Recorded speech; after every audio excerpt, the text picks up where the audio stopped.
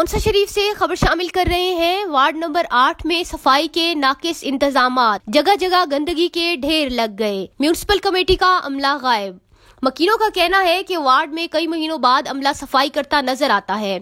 हर तरफ गंदगी के अंबार लग गए हैं, जिससे बीमारियां फैलने का खदशा है। इसी हवाले से मजीद जानते हैं अदनान गुल से। जी अदनान।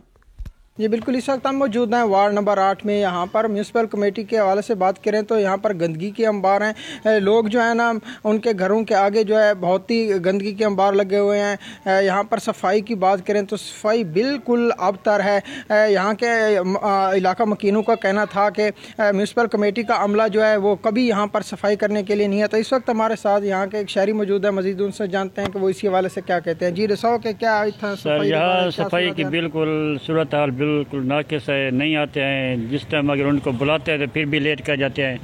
तकरीबन 2 हफ्ते के बाद 3 हफ्ते का झाड़ू वाले नहीं आते, सफाई करने वाले नहीं आते। बिल्कुल गंदगी है जगह जगह, ठीक है ना। मूजी अमराज फैलने का खतरा है। मेहरबानी करके आला हुकाम से अपील है कि सफाई की हालत बेहतर बनाए। जी, इलाका मकीनों का कहना था कि यहाँ पर गंदगी की वजह से बहुत सी बीमारियाँ फैलने का खतरा भी है। उन्होंने आला हुकाम से ये अपील किया है कि यहाँ पर सफाई के निज़ाम को बेहतर बनाया जाए।